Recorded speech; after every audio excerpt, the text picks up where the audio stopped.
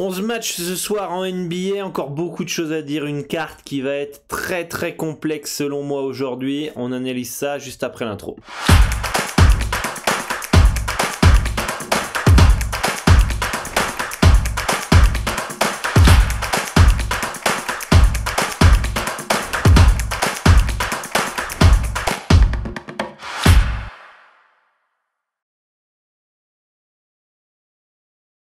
Salut à tous, ici Dorado, votre expert en paris sportif, spécialiste basket pour une nouvelle émission. On va décortiquer aujourd'hui les 11 matchs du jour en NBA.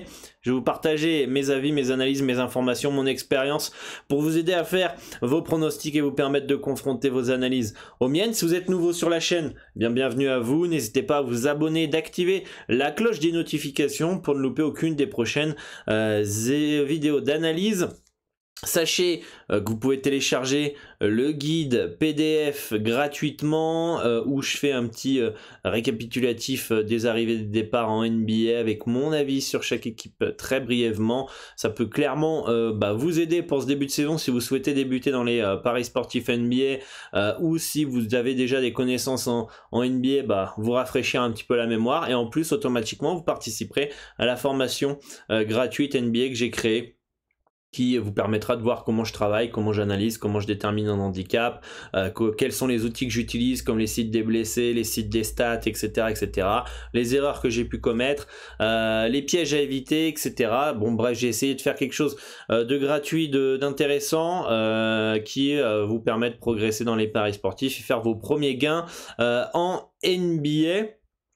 Et sachez que si vous voulez aussi échanger avec l'ensemble de la communauté et moi-même sur la NBA ou sur tous les autres sports, vous pouvez rejoindre le Discord. Il y a plus de 3000 par ailleurs. Le lien est dans la description pour pouvoir rejoindre les différents salons et serveurs. Donc on a 11 matchs aujourd'hui, mais avant on va partir sur le récapitulatif de la veille en NBA. On a Toronto qui s'impose à l'arrache face au Magic d'Orlando. Évidemment, c'est les joies de la NBA, les Raptors galèrent contre une des équipes les plus faibles, mais vont taper du Boston, vont taper du Pacers qui sont nettement plus forts que le Magic. Les Nets qui s'en sortent après un mauvais premier quart-temps en s'imposant face aux Pacers privés de Malcolm Brogdon. Miami qui tape Charlotte, on sentait que quand même le Heat était quand même beaucoup plus fort que les Hornets. On se méfie toujours aussi de Charlotte puisqu'ils ne lâchent absolument rien. Les Kings qui s'imposent à New Orleans, qui dans l'ensemble ont maîtrisé la rencontre. Les Pelicans qui, sans Zion Williamson, ça manque quand même de constance, dans les différentes rencontres.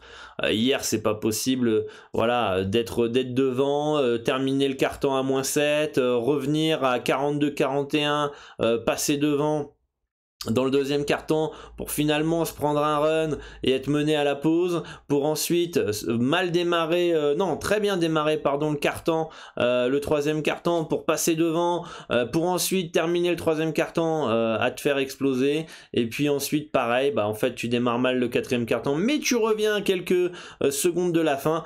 Faut beaucoup plus de constance, tu peux pas vivre que sur des runs comme ça. Je pense qu'avec Zion Williamson ça va apporter des deuxième chance, ça a apporté de l'énergie, ça a apporté du rebond, ça a apporté des points. Tant qu'il est pas là, c'est quand même assez irrégulier cette équipe des Pels et les Kings qui confirment une belle victoire à Phoenix en s'imposant aux Pelicans. Denver qui se balade contre Dallas trop dépendant de Luka Doncic. Nikola Jokic était bien présent hier face aux Mavericks.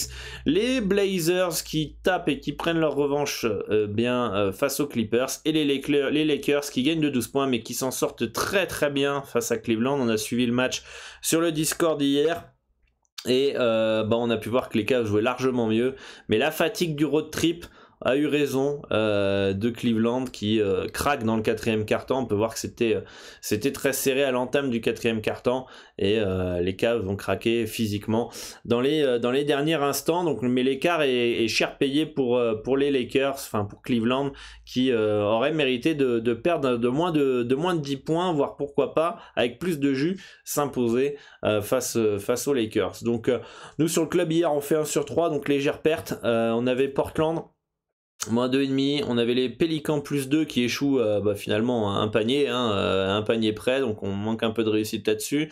Et puis on avait les Cavaliers plus 7 face aux Lakers, qui pareil, mine de rien, bon, on manque un peu de réussite sur le 4e quart-temps.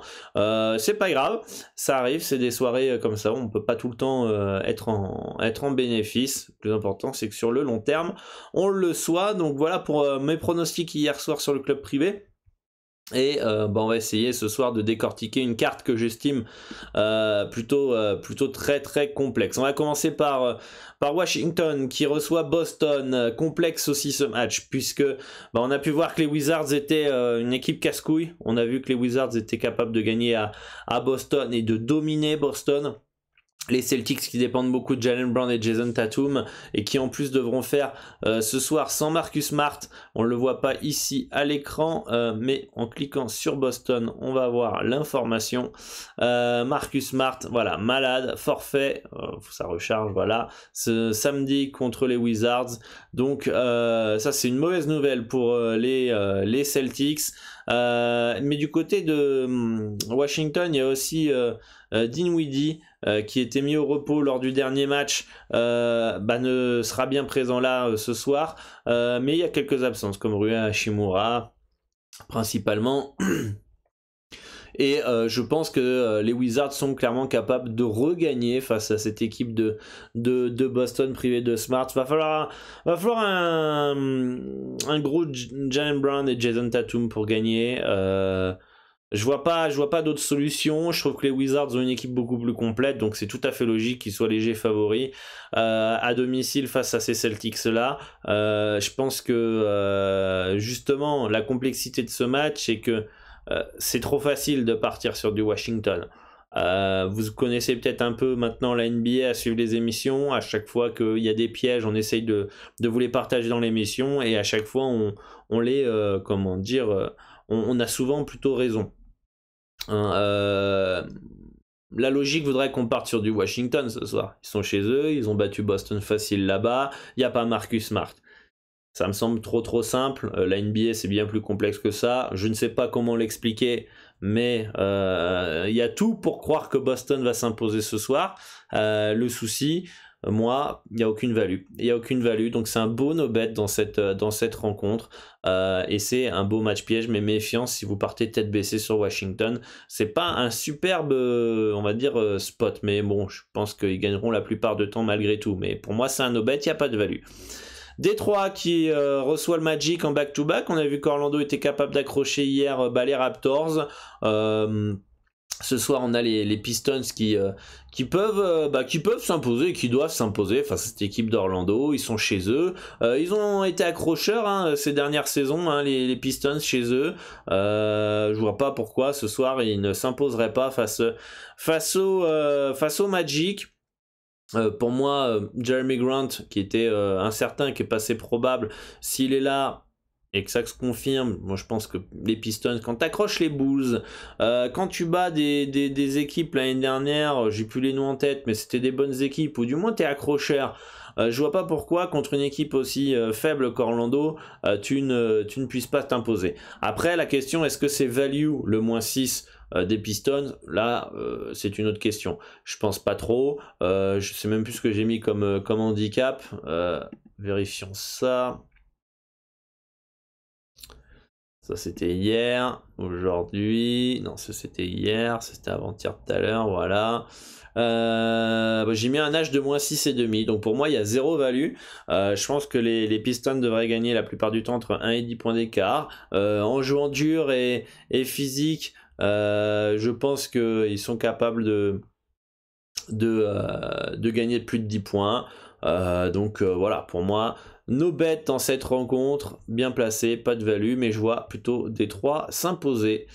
New York face aux Pélicans, les Pélicans back-to-back. De ce que je vois des Pélicans pour le moment, tant qu'il n'y a pas Zion, c'est trop irrégulier, trop inconstant dans un match. Donc logiquement les Knicks partent favoris dans cette rencontre.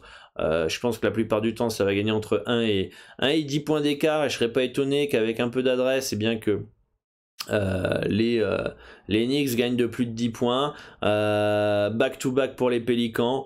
Je serais quand même assez surpris. Les Pels hier n'ont pas réussi à prendre le contrôle du match face à Sacramento, qui est une équipe pour moi plus faible que les Knicks. Si ce soir les Pélicans dominent les Knicks et s'imposent en back-to-back, voilà, la NBA c'est limite à se prendre la tête quoi. Après si c'est les Pélicans, ils vont nous prendre la tête toute la saison en fait. C'est-à-dire que on saura jamais quand est-ce qu'ils vont avoir envie. Donc pour moi, c'est bien placé. Pareil, aucune value sur cette rencontre entre les Knicks et les Pélicans. Moi, j'ai mis un -5,5 pour les Knicks. Donc, c'est exactement mon handicap. Ou quasiment mon handicap. Mais si les Pels y gagnent ce soir, ça n'a rien y comprendre, les amis. Ça n'a rien y comprendre. Et puis, ils vont nous saouler. Hein. Ils vont vraiment nous saouler, hein, si c'est ça. Donc, voilà. Pour moi, pas de value. Partir sur les Pels en sec, non merci. Partir sur un -5,5 les Knicks, non merci. Un beau no-bet dans cette rencontre. Qu'est-ce qu'on a ensuite? Les Raptors qui se déplacent à Indiana. Indiana en back-to-back, Toronto en back-to-back. On se souvient que les Raptors avaient mis une branlasse aux Pacers, donc c'était au Canada. Match compliqué. Malcolm Brogdon pas là du côté des Pacers. Je crois qu'Aris Levert est incertain, mais il serait plus proche de ne pas jouer ou pas. Donc ça va dépendre énormément de Sabonis. Ça fait chier parce que si Brogdon avait été là, qu'il n'y aurait pas le back-to-back, je pense qu'Indiana aurait été intéressant à prendre à -3. Là, avec l'absence de leur meneur, donc ça veut dire que le backcourt il est quand même bien léger. Face à une équipe de Toronto, casse-couille, on l'a vu, hein, et d'ailleurs c'est pas pour rien qu'ils se sont fait exploser les Pacers là-bas. Ça fait chier. Puis partir sur Toronto, qui est aussi en back-to-back, qui a peut-être montré des limites hier contre Orlando, et dont finalement Indiana pourrait prendre leur revanche. Ça me fait penser un peu au même type de match que comment ça s'appelle, Washington-Boston. Ça semble pas trop facile de partir sur du Toronto, mais ça semblerait logique de partir sur des Raptors vu la cote, vu les absences du Pacers, vu le premier match, mais c'est la NBA, je serais étonné de rien, donc ça me gave un petit peu, franchement ça me gave un peu de partir sur des Raptors. Moi de toute façon j'ai mis léger favori Indiana, donc j'ai aucune value non plus sur cette rencontre, mais voilà, je me méfie fortement des matchs ce soir. Je vous dis que c'est une carte hyper complexe cette nuit, donc pour moi c'est un bon no-bet aussi sur cette rencontre. Les Sixers, alors là j'ai cru voir une news sur Joel Embiid hier soir, on va vérifier ça. Joel Embiid incertain. Voilà, ils ont joué contre les Pistons la dernière fois, mais il est incertain à chaque match. Donc est-ce qu'il va jouer encore ce soir? Les Hawks qui sont assez irréguliers. Est-ce qu'on peut les mettre favoris à Indiana? Indiana, n'importe quoi. À Philadelphie, je pense pas. Je pense que si Embiid est là, c'est logique que les Sixers soient favoris chez eux. Puis on a vu que les Hawks, quand même, à perdre aux Pélicans, à perdre à Cleveland, ce serait pas étonnant de les voir perdre contre Philadelphie aussi. Bien évidemment à 2,40 ça peut se tenter les Hawks. Après est-ce que sur le long terme c'est vraiment valu? Je suis pas certain. Sur un match ils peuvent gagner. Après si on fait 1000 fois le match, est-ce que 1000 fois, enfin la majorité du temps les Hawks vont gagner pour que la cote soit value? Là c'est une autre question, mais pour moi, c'est plutôt bien placé. Si Embiid est là, Philadelphie Sixers -3,5 chez eux contre les Hawks, ça me surprendrait pas. Après, Atlanta a toutes les armes, hein. A toutes les armes pour s'imposer. Capella peut très bien limiter l'impact de Joel Embiid. John Collins peut apporter son énergie aussi. Trae Young, Hurter, Lou Williams en sortie de banc, Bogdanovic, comment il s'appelle,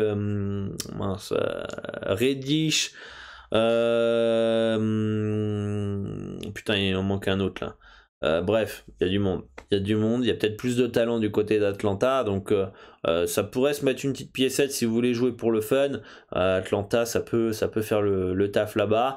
Après, d'un point de vue investissement, je pense que Je pense que d'un point de vue investissement long terme, c'est pas si intéressant que ça pour moi dans cette rencontre. Ça devient très value par contre si Joel Embiid n'est pas là. Si Joel Embiid n'est pas là, pour moi Atlanta passe favori. On inverse limite les cotes et c'est intéressant à prendre. Mais bon, faut attendre l'information. Donc pour moi, Atlanta surveillé quand même pour cette nuit. Les Bulls qui reçoivent le Jazz d'Utah, le Jazz qui sera privé de Mike Conley. Et les Bulls qui sera au complet, mais dont un Zach LaVine qui est un peu blessé à la main. Chicago qui a été dominé par New York chez eux. Ils perdent de peu, mais globalement New York a dominé la rencontre. Le Jazz, ça joue bien, ça joue collectif, ça défend. Rudy Gobert est dominateur dans la raquette, prend du rebond, défend, fait du Rudy. J'ai du mal à mesurer l'impact de l'absence de Mike Conley. Est-ce que c'est si préjudiciable que ça? L'année dernière, il a manqué quelques matchs. De mémoire, hein, le Jazz ça les a pas empêchés finalement de faire une belle saison.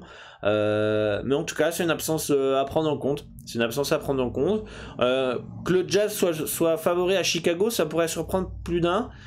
Personnellement, je les ai mis favoris. Et j'ai mis exactement cet handicap-là de moins 3,5.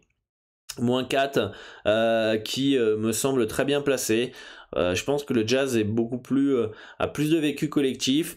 Le Jazz peut s'appuyer sur une belle défense et imposer son tempo. Chicago, on peut sentir que ça fait une belle saison, mais on sent quand même que l'équipe a changé, ça galère là contre New York, ça a galéré contre Toronto, ça a eu du mal contre Détroit, donc finalement ouais, ça s'en est sorti parce que ça a un peu plus de talent, etc.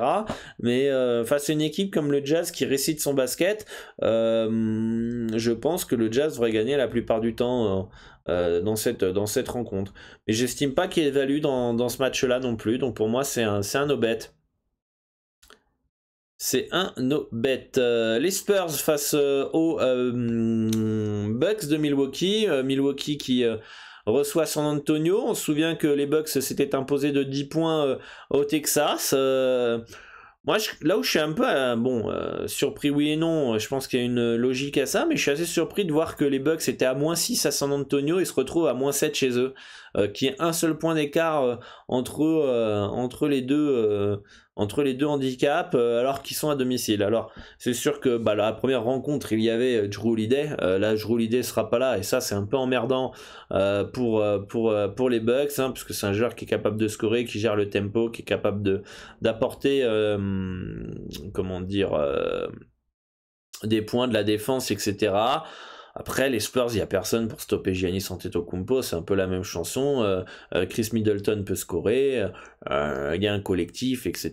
Il y a des joueurs qui sont intéressants, qui peuvent apporter. San Antonio, c'est accrocheur cette saison, mais jusqu'à quand vont-ils tenir finalement? Est-ce que on n'est pas accrocheur parce que c'est le début de saison, on est frais, et puis plus la saison va avancer, plus les équipes vont s'adapter, les équipes vont les prendre un peu plus au sérieux, et du coup vont faire les cartes d'entrée. J'irai plus quand même sur Milwaukee quand même ce soir. J'ai quand même du mal à imaginer les Spurs aller gagner là-bas.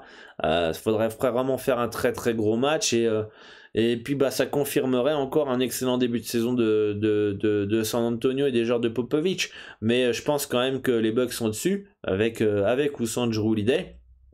Que le gros problème, c'est que le meilleur joueur il est du côté des Bucks, même peut-être les deux meilleurs joueurs sont du côté des Bucks. Et que San Antonio a personne pour stopper le meilleur des Bucks. Donc à partir de ce moment-là, ça peut faire la différence. Donc les Bucks en sec, why not? Le moins 7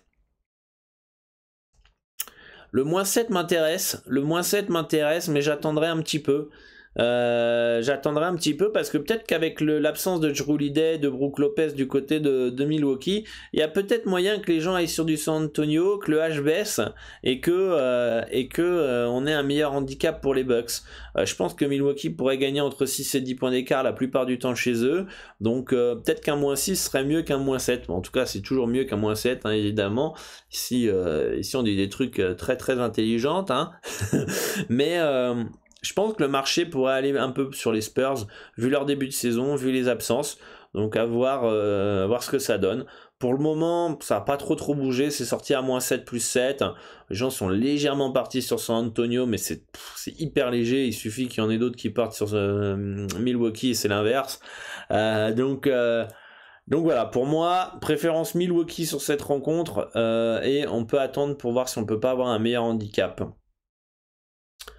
Ensuite, les Heat de Miami. Le Heat de Miami face à Memphis. Ça se joue à Memphis. Memphis, retour de road trip. Donc attention, ça peut manquer de repères. Après, un gros road trip, on peut être un peu fatigué. On peut manquer de repères. Et face à une équipe de Miami qui est costaud, quoi. Ça va pas être simple. Ça va pas être vraiment simple pour les Grizzlies de Memphis. Miami en back-to-back. Ça c'est un peu le point négatif du Heat, hein, c'est qu'ils ont joué hier. Après on est encore en début de saison, il y a de la profondeur et Miami s'est baladé hier, donc l'énergie a pas été autant dépensée que si le match avait été serré. Je suis assez étonné, vous me direz en commentaire, de voir Miami outsider à Memphis. Vous m'inversez les codes, je suis absolument pas surpris. Est-ce qu'un back-to-back peut faire que tu passes Memphis favori? C'est vrai que les Grizzlies aussi ont progressé, font un bon début de saison. C'est toujours un peu chiant de les jouer. Mais est-ce qu'on a de la value sur Memphis, quoi? Est-ce que c'est la value, elle est pas plus sur Miami malgré le back-to-back? Le gros problème aussi du Heat, c'est qu'hier, Bam Adebayo et Kyle Lowry étaient incertains. Ils ont finalement joué. Je serais pas étonné que ce soir ce soit mis au repos. Et là, si Kyle Lowry et Bam Adebayo sont pas là, le -2 Memphis fait sens. Donc j'attendrai les informations, j'attendrai de voir si on n'a pas une petite info qui tombe là dans la soirée, un petit Bam Adebayo, Kyle Lowry forfait ou incertain, et là on en saura un peu plus clair. Je pense que si d'ici 21h heure française on n'a pas d'infos, franchement, ça serait vraiment pas de chance de pas avoir l'info, de valider Miami, d'avoir l'info après. Globalement on devrait avoir l'info dans quelques heures. Si Miami manque des joueurs. Mais en tout cas, Miami peut clairement gagner là-bas. Et j'ai du mal à voir Memphis gagner largement. Donc pourquoi pas sécuriser avec un +2. Donc moi j'attends les infos. J'ai pas envie de me faire avoir, de valider du Miami, puis de me retrouver dans 1h30, 2h et me dire ah putain, il y a machin qui est pas là, machin qui est pas là. Ça me foutrait un peu les boules. Donc on attend les informations, mais en tout cas j'irai plus à tenter du Miami sur cette rencontre. Donc voilà. Mon commentaire si vous êtes d'accord ou non, mais moi ce match m'intrigue et il y en aura un autre match qui m'intriguera aussi. Golden State Warriors qui reçoivent le Thunder d'OKC. On va pas faire long feu, les Warriors qui sont logiquement favoris. On se souvient quand même que les Warriors avaient galéré face au Thunder là-bas. Je crois qu'ils ont été longtemps menés. Finalement ils gagnent le match mais ils couvrent pas l'handicap de -9. Donc méfiance, attention. Par rapport à ça, on a pu voir que quand même que les Warriors ont eu du mal face au Thunder. Logiquement ça va gagner. De là passer l'handicap, c'est un -12, ça veut dire que les books estiment que les Warriors vont gagner entre 6 et 20 points d'écart à peu près. Ça me paraît l'écart le plus probable, quoi, si on doit prendre une grosse fourchette. Donc moi j'estime pas qu'il y ait de value sur cette rencontre. Les Warriors vont gagner face au Thunder pour ma part, je pense, sauf un Curry catastrophique. Mais un -12 me chauffe pas plus que ça. Donc pour moi c'est no bet dans cette rencontre. Ensuite, qu'est-ce qu'on a? On a Denver qui se déplace à Minnesota Timberwolves. Denver qui joue en back-to-back hier. Donc ça c'est comme Miami, un peu le point négatif. Par contre, grosse balade de santé, victoire de 30 points. Donc pas trop d'énergie dépensée. Jokic qui était incertain hier, est-ce qu'ils vont le mettre au repos ce soir du coup? Je sais pas, je me pose la question. Je serais pas étonné de voir un Jokic forfait ce soir face à Minnesota en back-to-back, sachant il s'est blessé au genou contre le Jazz et qu'il était longtemps incertain hier. Bon, ça a pas l'air d'être grave s'il a joué, parce qu'ils auraient pris aucun risque de toute façon. Ça a peut-être été plus un coup qu'autre chose. Mais méfiance quand même. Peut-être qu'il y aura de la prévention et qu'ils vont le mettre un peu au frigo. Puis en face on a du talent du côté de Minnesota. On a du talent, Karl Anthony Towns, D'Angelo Russell, Anthony Edwards, Malik Beasley. Qu'est-ce qu'on a? Pat Beverley, comment il s'appelle, Okoji. Puis je dois en oublier d'autres, mais je trouve que cette équipe de Minnesota est bien plus talentueuse que cette équipe de Denver. Donc si Jokic n'est pas là, pour moi il y a value sur Minnesota. C'était le match qui m'intriguait, mais je trouve qu'au niveau du talent ça fait plus sens, je trouve, et avec l'absence de Jamal Murray ça fait un peu plus sens que Minnesota soit léger favori. Mais bon, j'étais un peu surpris que l'algo entre guillemets des bookmakers mettent du Minnesota favori. Moi en tout cas, à la main, j'attendais l'information Jokic pour voir un petit peu ce que j'allais donner en termes de favoris, et j'avoue qu'il faut des petites couilles quand même pour mettre Minnesota favori contre Denver, mais ça me surprend pas plus que ça. Après, à se poser la question en termes de value, c'est là où c'est compliqué. Est-ce qu'on a value sur Denver en back-to-back à 2,06 à Minnesota? Ils peuvent clairement gagner, ça me surprendrait pas. De toute façon, en NBA, rien ne me surprend. Mais est-ce que Minnesota... Moi, Minnesota, ça a du talent, mais ça fait 3 ans qu'on dit que ça a du talent, et ça fait un bon début de saison, mais est-ce que ça va confirmer? Ça fait que 5-6 matchs. On va voir déjà dans 15 matchs joués, déjà où ils en sont. C'est pas la même. Donc je demande à voir encore les Wolves. Je demande à voir, mais je serais pas étonné que ça gagne contre et assez en dominant Denver. Denver, moi je trouve pas ça incroyable comme équipe. Je trouve que ça a tapé son plafond ça a pas progressé comme équipe. Je pense que ces dernières saisons avec Jamal Murray, ça a touché le top du top. Je pense pas que Jokic peut encore progresser. Il a déjà été MVP, il a fait une saison énorme. Donc la marge de progression de Denver est tellement fine pour moi que et je pense même qu'ils ont été un poil en sur-régime ces dernières années. Mais Minnesota a une marge de progression énorme. Donc voilà, match intriguant, à voir ce que ça va donner ce soir. Ça va être un beau match pour observer, je trouve. Ça va être intéressant à observer, voir ce qui se passe. Mais en tout cas, je trouve que le talent est plus du côté des Wolves. Donc voilà, dites-moi en commentaire ce que vous en pensez sur ce match-là, parce qu'il m'intriguait aussi. Donc ça va être intéressant de vous lire. Et enfin, on a le dernier match, les Cavaliers qui se déplacent à Phoenix dans un road trip hard de chez hard, après avoir joué à Denver, à Los Angeles Clippers, Lakers. Maintenant, ça va à Phoenix pour après aller à Charlotte. Donc c'est dur, ils sont en back-to-back. J'ai vu le match hier sur le Discord, on a vu l'ensemble de la rencontre entre les Cavaliers et les Lakers. Vous pouvez rejoindre le Discord si vous voulez nous rejoindre, et puis pousser tous ensemble pour nos pronostics. Cleveland, ça joue très bien. Cleveland, ça peut faire les playoffs, ça peut jouer au moins le play-in, clairement. Et pour une équipe qui est jeune, pour une équipe qui a pas mal changé cet été, je trouve que ça joue plutôt bien. Les Garland ont progressé, Mobley est hyper propre. Il me fait penser à un joueur, un ancien joueur, j'ai plus le nom en tête, mais il est propre à la Lamar Odom, qui est un joueur très très propre de mémoire, pour ceux qui ont connu. Il me fait penser un peu à un Chris Bosh aussi.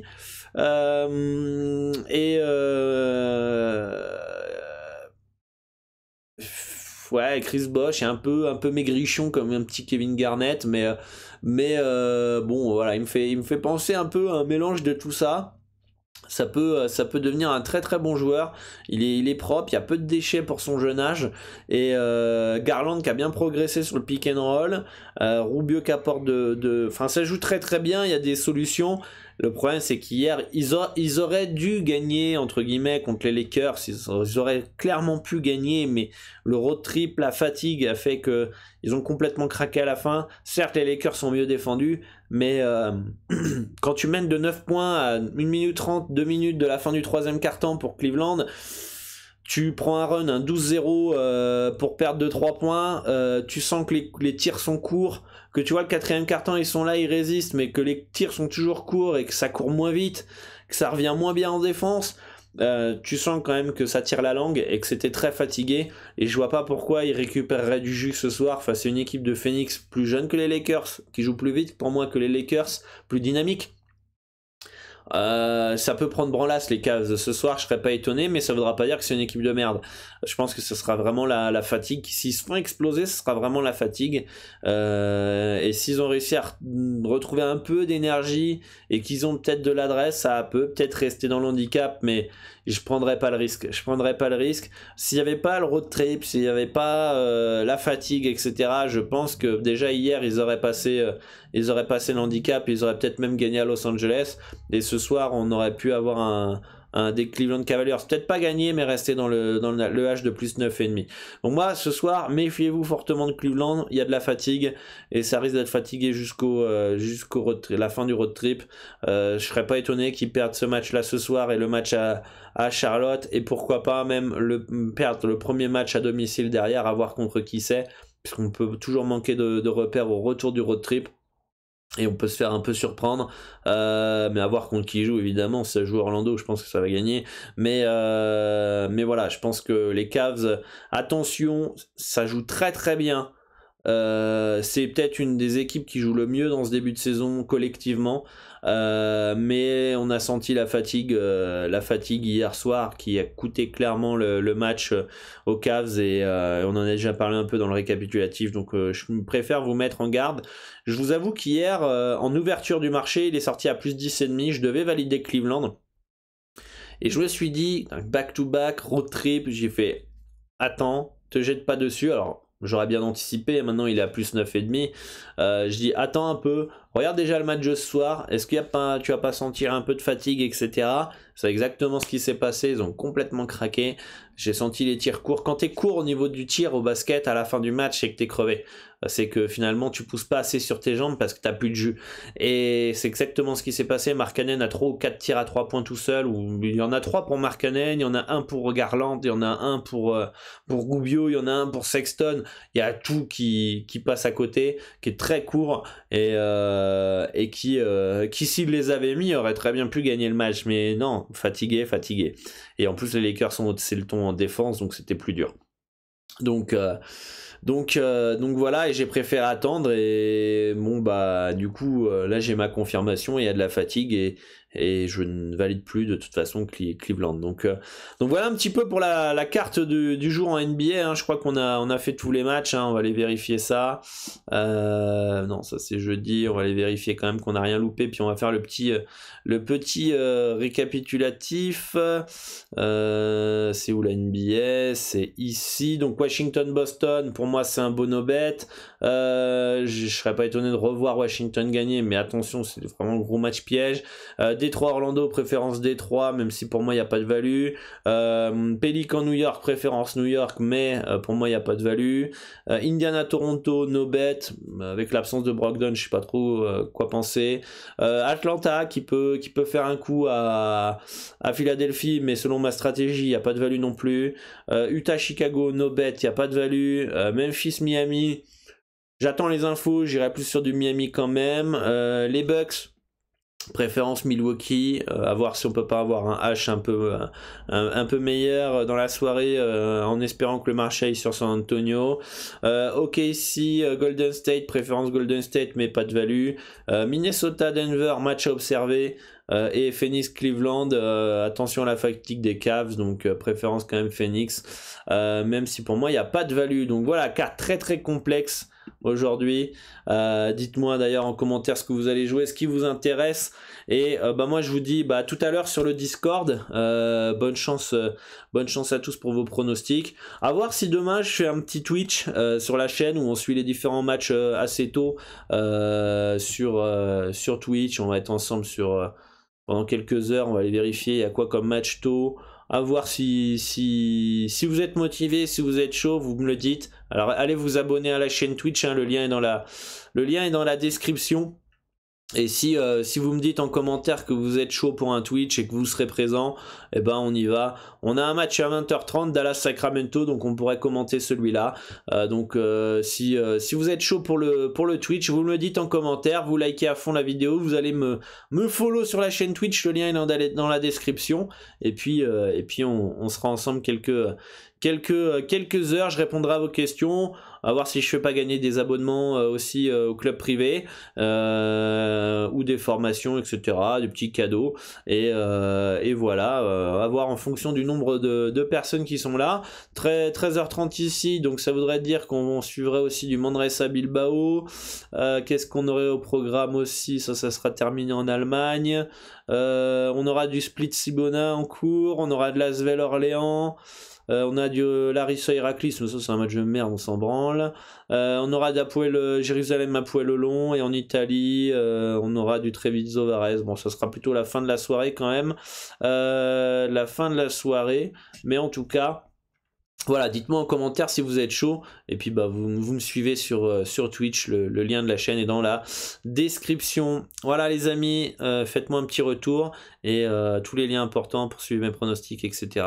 sont aussi dans la description, ainsi que mes réseaux sociaux. Ciao ciao, bonne chance à tous, et peut-être à demain sur Twitch, où on analysera justement aussi les différentes rencontres. Donc voilà.